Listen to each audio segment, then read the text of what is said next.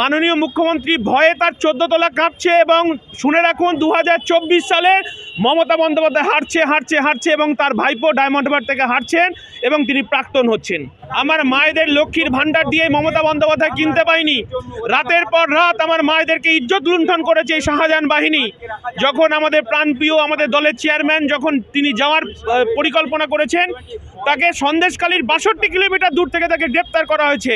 মাননীয় মুখ্যমন্ত্রী ভয়ে তার 14 তলা কাঁপছে এবং শুনে রাখুন 2024 সালে মমতা বন্দ্যোপাধ্যায় হারছে এবং তার ভাইপো ডায়মন্ড হারবার থেকে হারছেন এবং তিনি প্রাক্তন হচ্ছেন।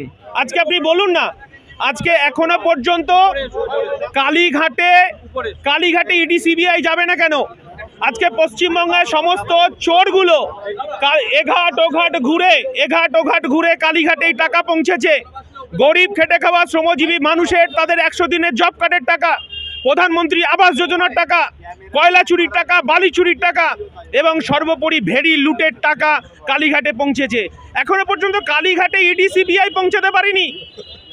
কারণ তো এটা পরিষ্কার যে কেন্দ্রের বিজেপি সরকার মমতা বন্দ্যোপাধ্যায় এবং তার ভাইপোকে আড়াল করার চেষ্টা করছে। এটা পরিষ্কার হয়ে গেছে যে পশ্চিমবাংলায় বাইনারি পলিটিক্স, হিন্দু মুসলমানের পলিটিক্স, এবং এই হিন্দু মুসলমানের পলিটিক্স করে এই ভোটটাকে মমতা বন্দ্যোপাধ্যায় বিজেপি এবং তৃণমূলের মধ্যে রাখতে চাইছে।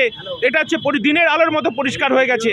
এই বাইনারি পলিটিক্স, হিন্দু মুসলমানের পলিটিক্সের বিরুদ্ধে এই নওশাদ সিদ্দিকী সহ আমরা আইএসএফ লড়াই করছে বলে মমতা বন্দ্যোপাধ্যায়ের এত রাগ।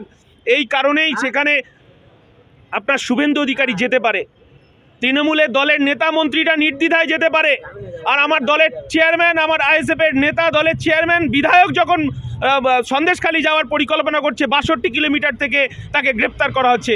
এটা লজ্জা মমতা বন্দ্যোপাধ্যায়ের, এটা লজ্জা হওয়া উচিত মমতা বন্দ্যোপাধ্যায়। এই পুলিশ মন্ত্রী থেকে তার পদত্যাগ করা উচিত। তিনি দিনের আলোর মতো পরিষ্কার, কোনো মতেই কোনো ষড়যন্ত্র করে আইএসএফকে রুখতে পারবেন না। যতই মিথ্যে মামলা দিক আমাদের বিরুদ্ধে, যতই আমাদের বিরুদ্ধে ষড়যন্ত্র করা হোক না কেন, আজকে একটা নওশাদ সিদ্দিকী আটকে রেখে দিয়েছে। আজকে পশ্চিমবাংলায় হাজার হাজার নওশাদ সিদ্দিকী রাস্তায় নামার জন্য প্রস্তুত হয়ে আছে।